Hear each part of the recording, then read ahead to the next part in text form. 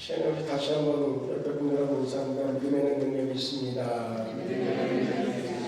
예수님의 이름의 능력이 있습니다. 하나님의 뜻은 하나님의 때에 하나님의 방법과 하나님의 능력을 이루어집니다.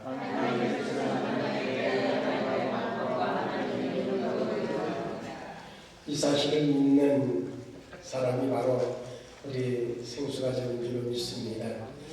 믿음의 능력이 있다고 하는 것, 그것은 때로는 기적을 이루는 은혜가 갈라지고, 그리고 반석에서 생수가 터져나오고, 그리고 태양이 멈추고, 그런 능력도 능력이 있지만, 또 다른 능력은 우리가 어떤 상황을 만나든 간에 그 상황 속에서 하나님이 나와 함께 하심을 믿고 강하고 담대하게 평안함으로 그 상황을 잘 또 견뎌내기도 하고, 또 이겨내기도 하고, 그리고 해결하기도 하고 하는 지혜를 얻는 그것도 역시 믿음의 능력인 줄로 믿습니다.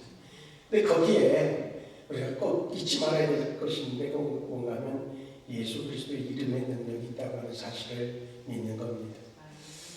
베드로가 이제 안진뱅이를 보면서 그의 마음속에 떠올랐던 것은 예수 그리스도의 이름의 능력이었습니다. 내가 너에게 줄 것은 없지만 내게 있는 것이 있다. 그것은 다른 것이 아니라 예수 그리스도의 이름으로, 그 이름으로 내가 너에게 명령하는데 일어나 걸으라고 명령했어요. 예수 그리스도의 이름의 능력이 있음을 믿는 그것이 바로 믿음이라고 하는 거죠. 동시에 이 사실을 믿는다고 하면 모든 것들이 내 뜻이 아니라, 내 계획이 아니라 하나님의 뜻이 나의 삶에 이미 접목되어져 있다고 하는 거죠. 이제는 나가 주인인 것 같지만 그것이 아니라 주인이 바뀌어서 하나님이 나의 주인 되시고 주님이 나의 주인 되셨기 때문에 이제는 내 뜻대로가 아니라 그분의 뜻대로 되어질 수밖에 없는 존재가 이미 되어졌다. 그래서 새로운 피조물이 되어졌다. 그러면 이제 나에게 소원이 있다고 하면, 내가 기대하는 것이 있다고 하면 그 하나님의 뜻이 무엇인지를 헤아려 알고 그 하나님의 뜻이 무엇이기를 기대해야 되는데, 그 뜻은 반드시 하나님의 때가 되어져야, 그 때라고 하는 것은 정해놓은 시간 타임이 아니라 우리의 믿음의 분량과 또한 하나님이 모든 삶을 전체로 통과해 볼 때에 내게 적절한 때를 놓고 계신데, 그 때가 되어지면 우리가 생각할 때 알고 틀렸어 그래도 그것이 아니라 하나님이 그 때가 되어지면 하나님의 방법과 하나님의 능력으로 이루어 주신다고 하는 사실을 믿는 자, 그가 바로 저와 우리 모두인 줄로 믿습니다. 그런 의미에서 오늘 본문에 나와지는 말씀이 우리에겐 소중할 수밖에 없습니다. 우리가 안다는 거죠. 뭐를 안냐? 하나님을 사랑하는 자고 그의 뜻대로 부르심을 입은 자, 바로 우리들에게 모든 것이 합력하여 서로를 이루게 되어진다고 하는 사실이라고 하는 겁니다. 우리는 이 사실을 아는 자, 나가는 것. 우리 눈앞에 펼쳐지는 여러 가지 상황들이, 우리의 삶에서 겪을 수 있는 여러 가지 상황들, 때로는 기쁘고 즐거울 수 있어요. 때로는 막 죽을 것 같은 상황이 올 수도 있어요. 여러 가지 상황들이 우리에게 펼쳐지는데, 이것이 모두 묶어져서 소원으로 바꿔지는, 결과는 소원으로 종결맺어 주시는, 그것이 바로 하나님의 뜻이라고 하는 거죠. 그렇다고 보면 우리의 삶에 그 관점에서 모든 것들을 볼 때 때로는 기쁘다고 해서 그저 어느 상태를 넘어가지도 않고, 또 슬프고 절망적인 상황을 만난다고 해서 낙심하고 절망에 빠져가지고 그래서 포기하지도 않고 그저 하나님의 인도하심을 믿고 굳건하게 가는 이스라엘 백성들이 진정으로 광야의 길을 갈 때에 한 가지 사실은 명확했단 말이죠. 하나님이 인도하셨고 하나님이 명령하셨고 하나님이 지금 인도하시고 함께 하신다고 하는 사실이거든요. 그들에게는 분명히 기도와 구름 기도를 통해서 인도함을 받았어요. 근데 그 가운데서도 여러 가지 상황들이 펼쳐져 있었단 말이죠. 때로는 먹을 것이 없고 마실 물이 없고 때로는 적을 침략을 받기도 하고 여러 가지 상황들. 이 상황 속에서 이들이 의지할 수 있는 건 오직 하나뿐이 없었단 말이에요. 그게 뭐예요? 하나님의 인도하십니다. 근데 그 가운데서 때로는 그 사실을 망각하게 되어졌을 때 설마 그래? 그렇다고 하면 하나님이 우리를 인도하신다고 하면 왜 물이 부족해야 돼? 왜 먹을 것이 없어야 돼? 왜 홍해가 갈라들어서 놓여져 있어야 돼? 뭔가 이 물음을 던질 때 우리는 그래서 공부 잘하는 학생들의 특징을 뭐라고 얘기하는가 하면 공부 잘하는 학생은 질문이 다르다는 거예요. 질문. 왜 그런가 하면 그 질문에 따라서 답이 나오기 때문에 그렇거든요. 답도 달라지는 거예요. 그러니까 믿음이 어떤 믿음이냐는 그 사람이 삶의 여러 상황들을 맞이할 때에 질문이 나오는 거예요. 우리 한번 깊이 생각하시면 내가 지금 이 상황에서 무엇을 하나님 앞에 질문을 해야 될까? 그 질문에 대한 답이 분명히 돌아올 터인데 그 답이 내가 원하는 답이 아니라 다른 답이라고 할지라도 그것을 수용할 수 있는 믿음을 가지고 그래서 믿음의 관점에서의 질문이 우리에게 필요하다고 하는 거예요. 우리가 살아가면서 이해할 수 없는 일들을 경험할 때가 참 많죠. 그때 우리는 그렇게 질문할 수 있어요. 왜 나에게 이런 일이 일어날 수 있을까? 왜 하나님은 이때에 침묵하실까? 때로는 억울하기도 하고 때로는 낙심되는 순간도 맞이하게 되어져요. 근데 하나님은 오늘 본문에서 뭐라고 얘기해? 모든 것이 합력하여 선을 이룬다. 그렇게 말씀하신단 말이에요. 모든 것이 합력하여 선을 이룬다는 거지. 분명한 건 이것이 하나님의 약속이기도 하고 우리를 향한 명령이기도 하다고 하는 거예요. 합력해서 선을 이룬다고 하는 것은 그 요소 속에서 하나님이 함께 하셔서 그것을 통해서 그것을 모든 것들을 하나로 모아서 그래서 작품을 만들어 내시겠다고 하는 하나님의 계획인 줄로 분명히 믿습니다. 어떤 화가가 큰 그림을 그려요. 막 그림을 그리는데 한 어린아이가 옆에서 이렇게 지켜보고 있다가 화가에게 물었어요. 아저씨, 왜 그림에 검은색을 이렇게 많이 칠하셔요? 보기도 안 좋게. 그러니까 막 검은색을 많이 칠했나 보죠. 바탕 자체를 아주 검은색으로 칠했을 가능성도 있고요. 그때 화가가 이렇게 대답했어요. 얘야, 이 그림은 아직 완성되지 않았단다. 검은색이 있어야 빛이 더 선명하게 드러난단다. 그렇게 얘기했다. 검은색을 바탕으로 했을 때에 꼼꼼하고 이게 무슨 작품이야 그럴 수 있지만 완성되어졌을 때는 그런 대답을 할 수 있죠. 그런 물음을 가질 수 있죠. 근데 그 위에 작품이 만들어졌을 때에 그 검은색의 진가가 드러나게 되어지고 의미가 살아나게 되어진다는 것. 그것이 우리의 인생이라고 본다고 하면 그 짤막한 이야기지만 거기에 의미를 가지고 있지 않겠느냐 하는 거죠. 하나님이 화가가 되어져서 우리 인생을 지금 그림을 그리고 계실 때에 때로는 필요 없는 것 같은데 계곡이 있을 수 있어요. 근데 그 계곡이 있는 것을 통해서 산이 의미를 가질 수 있을 때가 있다는 거죠. 우리는 그 단면을 보고 평가하는 이유는 없는데 우리는 매 순간마다 단면 속에서 우리의 삶을 들여다보고 그것 가지고 죽겠다 살겠다가 연속되어지는 그것이 우리의 현실일 수 있습니다. 2주 전부터 조금 좀 증세가 나타나더니 지난 한 주간이죠.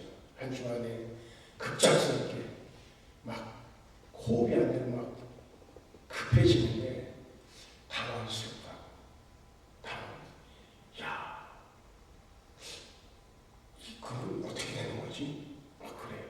그래 막 당황스러우니까 제가 수요일 예배 때 이제 앉아가지고 뭐 영상 안에 틀어놓고 그러고 앉아서 있다가 시계를 보고서 6시 반 봤어요. 근데 조금 있는데 제 사무실에 거의 안 올라오거든요. 근데 14분 올라오는 거에 대해서 이렇게 쳐다보고 왜 올라오지? 이상한데. 그랬더니 그래 지금 7시 40분인데 왜 예배쯤 다 교인들은 와 있는데 안 내려오냐는 거예요. 그래갖고 난 6시 반 봤는데 그래. 근데 그러면서 느낀 게 뭔가는 야 정신줄 놓으면 안 하겠다. 같은 상황이 됐다. 우리는 어느 순간을 맞이했을 때 순간 모든 생각이 멈춰서 있을 수 있어요. 그런데 거기에 잡혀 있으면 그는 그 나락에서 일어날 수 없을지 몰라요. 그런데 중요한 거는 그러고 나서 예배를 진행하잖아요. 금요철에도 아주 힘들어요. 그래서 요즘에 옛날 3년 전에 쓰던 약 다 꺼내요. 그리고 기계 다 꺼내서 곳곳마다 다 설치해놓고 그리고선 예배 전에 그걸 이제 그리고선 올라가는데요. 근데 묘한 거는 지금도 생생하잖아요. 네? 어쨌든 예배가 시작되어서 조금 첫잔을 그러고 조금만 지나면 생생해요. 그래서 금요일날도 제가 그랬어요. 저는 참 이상하다. 본인이 쓰실 시간에는 아주 정확하게 다 풀어서 쓰시고 그리고 또 그렇지 않은 시간에는 아주 그냥 초조함을 만들기도 하고 그래서 가만히 생각해요. 그 시간에는 저기 밖에 나돌아다니고 누구 만나고 그러면 실수할 것 같으니까 하나님이 멈추어야 보다. 그렇게 생각돼. 분명한 건 우리는 전체를 볼 수 없기 때문에 늘 답답한 거예요. 이게 어떻게 작품으로 만들어질까? 그것을 알지 못하면 참 답답한 거예요. 근데 우리에게는 한 가지 믿지 않는 세상 사람들과 다른 하나가 있어요. 그게 뭐냐면 하나님의 약속이라고 하는 거죠. 하나님의 약속이라고 합니다. 그래서 오늘 본문의 제목도 그렇게 붙였어요. 약속을 믿는 것이 믿음입니다. 약속을 믿는 것이 믿음이라는 거죠. 그렇게 본다고 하면 매 순간마다 기뻐서 펄펄 뛸 이유도 그것도 저기서 낙심할 이유도 없다는 거예요. 왜 그런가 하면 여전히 하나님이 나와 함께 하시고 나를 인도하시는 분은 그분이시기 때문에 그 사실을 믿는다고 하면 우리에게 뭐 그렇게 요셉을 봐도 그는 요셉을 이렇게 관찰해 보면 한 가지 사실이 있어요. 어떤 상황을 만나든 간에 그가 막 이렇게 흔들리는 모습이 전혀 나타나지 않고 있어요. 그리고 마지막에 가서는 요셉은 그렇게 고백처럼 말하잖아요. 창세기 50장 20절에 보면 당신들은 나를 해하려고 하였으나 하나님은 그것을 선으로 바꾸셨습니다. 무엇이 있으면 가능해지냐면 중심에 정말 하나님에 대한 절대적인 신뢰의 마음이 있으면 그것이 가능해진다고 하는 거죠. 누군가 그렇게 정리를 해요. 오늘의 눈물, 오늘의 실패도 내일의 선을 이루기 위한 재료일 뿐입니다. 참 다들 말을 참 기가 막히게 잘 만들어요. 근데 그것이 의미가 있다는 거죠. 그래서 그 상황을 만난 순간순간마다 우리는 두 가지를 기억할 필요가 있다는 거죠. 현재 어려움 속에서 또 역시 하나님을 신뢰하는 것, 그와 함께 감사로 반응하는 것이. 이래서 죽겠다가 아니라 이렇지만 하나님이 이렇게 나를 내 마음속에 또한 또 주변에서 뭔가 그것들을 찾아내서 감사로 이렇게 고백하는 것이 필요하다고 하는 거지. 선을 이루는 인생은 자신의 뜻이 아니라 하나님의 뜻에 순종하는 삶이 선을 이루는 삶이에요.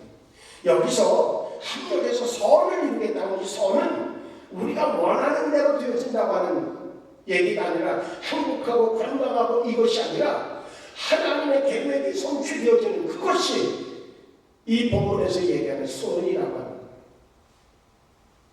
그래놓고 보면 우리에겐 언제든지 정말 하나님의 뜻이 이루어지기를 위한 그런 존재로서의 믿음의 능력을 지닌 자, 결국 약속을 믿는 믿음을 지닌 자가 되려고 하는 데에 집중할 필요가 있겠다 하는 거죠.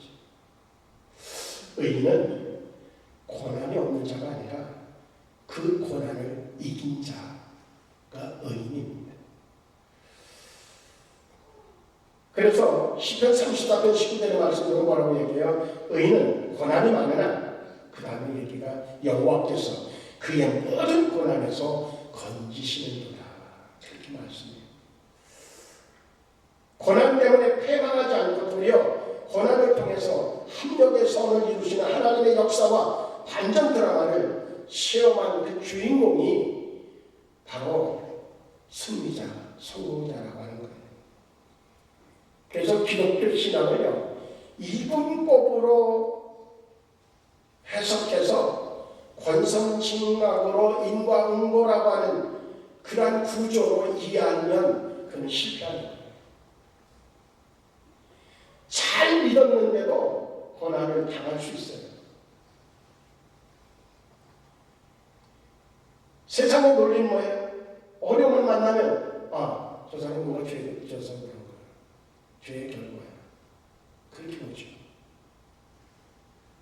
근데 다시 강조하지만 걸작품은 이렇게 보면 저거 뭐야, 걸작품이야, 저거 뭐야. 그런데 진짜 작품을 보는 사람은 그게 걸작품이라고 그렇게 해서 전시하고 그 가치가 엄청나요. 가격이 엄청나게 다르잖아요.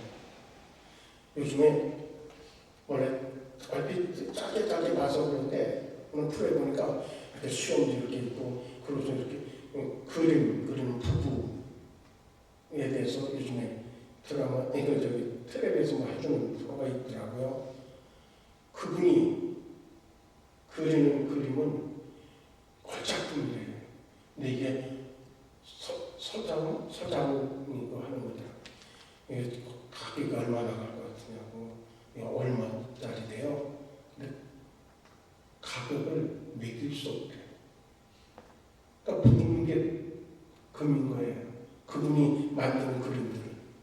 하물며 하나님이 만드는 우리 한 사람 한 사람의 작품이 그게 가격으로 매길 수 있겠냐 말이죠. 근데 그 사실을 아는 사람은 그분에게 맡기는 거예요.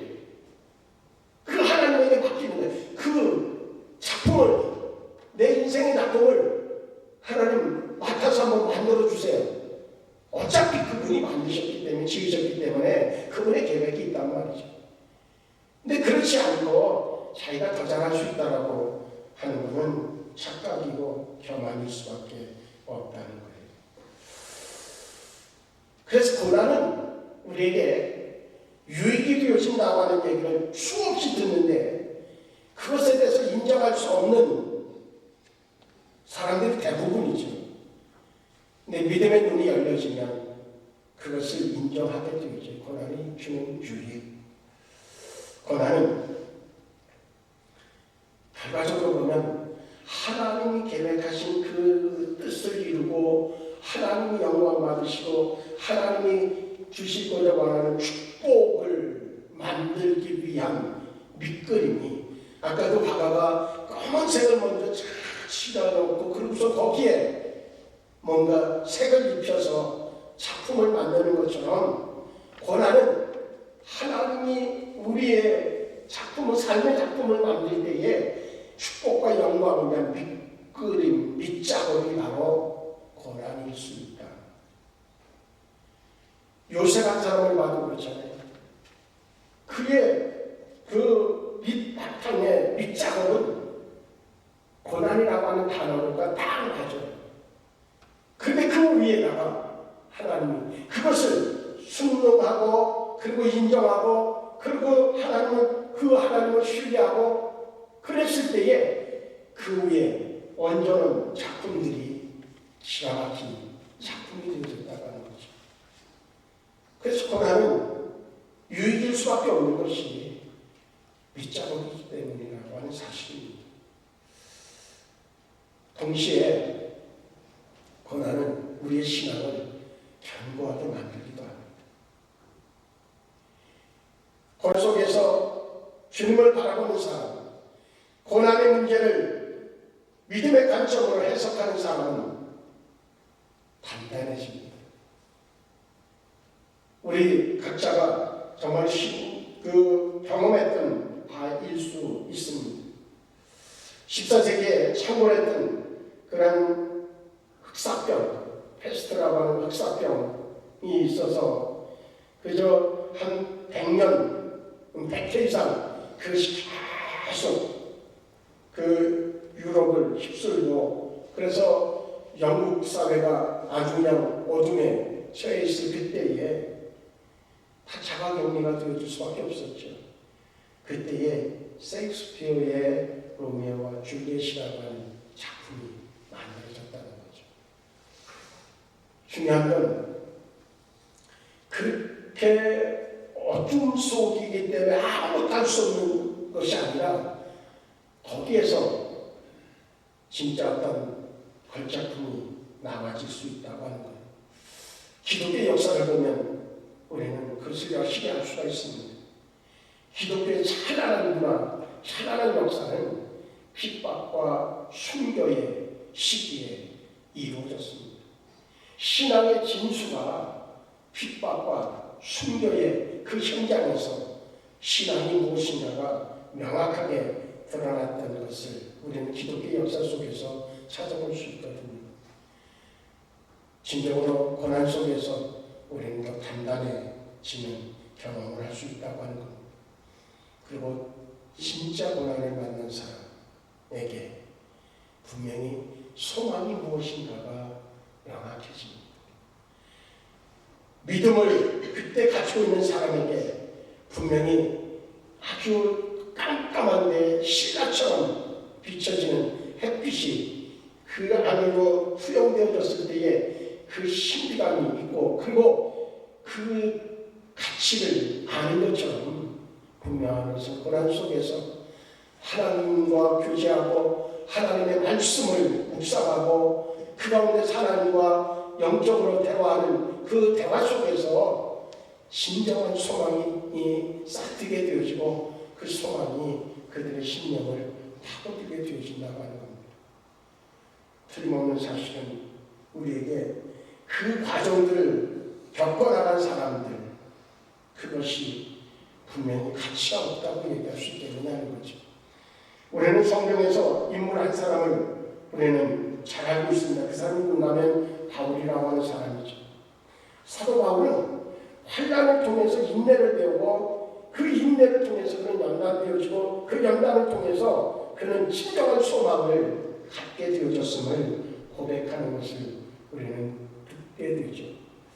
그리고 그가 이루어가는 목적은 엄청나게 그 기독교의 역사 속에서 아주 찬란한 문화를 만들어내는 밑거름이 되어졌던 것을 볼 수가 있습니다.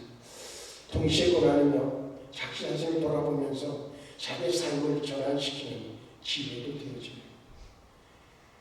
깊이 묵상하고 자기를 돌아볼 때에 그때의 진정한 회개가 나가죠.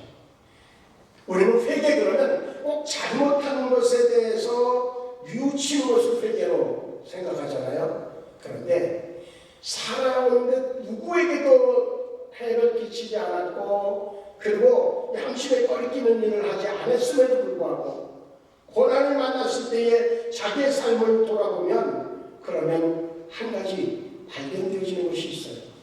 그게 뭔가 하면 그렇게 살아서 누구도 저 사람 잘못 살아서 나와는 얘기를 하지 않지만 그 고난을 통하여서 하나님의 말씀을 묵상하고 그리고 하나님과 교제하는 과정들을 통해서 깨달아지는 것이 하나 있다는 거죠. 그게 뭔가 하면 내가 하나님이 원하는 삶의 방향, 내가 하나님이 맡겨준 사명에 충실하지 못하고 내가 진정으로 저 하늘나라의 상급을 쌓는 데에 집중하지 못했음을 발견하게 되어진다고 하는 거죠. 그것에 대해서 회개할 수 있는 기회도 되어지고 그 회개가 필요하고 그 회개를 했을 때에 하나님은 그 과정을 광야를 통과시켜주는 그러한 은혜의 경험도 할 수 있다고 하는 거예요. 그래서 우리는 어떤 상황을 만나든 이제 정말 그 특히 이제 고난이라고 하는 관점에서 바라본다고 하면 그 고난을 적극적으로 활용하려고 하는 마음을 우리가 가져야 됩니다. 그리고 그 고난을 통해서 하나님의 일하심에 대한 어떤 소망을 입으로 선포할 필요가 있습니다. 분명히 하나님이 나의 이 과정들을 통해서 하나님이 정금같이 나오는 은혜의 기회를 내게 허락하실 것이라고 하는 그러한 고백을 우리의 입술로 자주 사용할 필요가 있다는 겁니다. 그리고 묵묵히 하나님의 때를 기다리는 것. 그 기다림의 시간 속에서 꼭 필요한 것이 말씀과 기도입니다. 그럴 때에 하나님은 분명히 우리에게 합력의 선을 이루게 하셨겠다고 하는 이 약속의 말씀을 성취시켜 주시고 그 삶의 연속이 우리에게 한 인생을 놓고 볼 때에 하나님이 걸작품으로 만드시는 은혜를 우리가 보게 될 줄로 분명히 믿습니다. 약속을 믿고 그 확신하고 그것을 그 말씀을 붙잡고 우리가 살아가면서 매 순간순간 우리에게 스쳐 지나가는 모든 상황들을 말씀으로 해석하시고 이제 다음 주에 우리가 감사절 예배를 드립니다. 감사절 예배를 이제 준비하면서 한 가지에 대한 초점을 맞추려고 생각하면서 준비하고 있어요.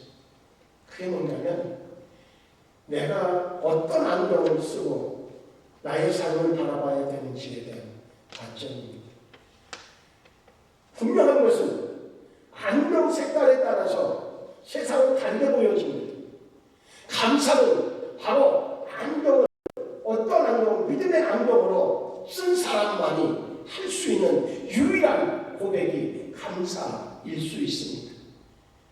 결국 약속을 믿는 것이 믿음이고 그 믿음의 안경으로 우리의 삶을 바라볼 때에 이래도 저래도 우리의 입술로 고백되어지는 것은 감사일 수밖에 없다고 하는 사실입니다.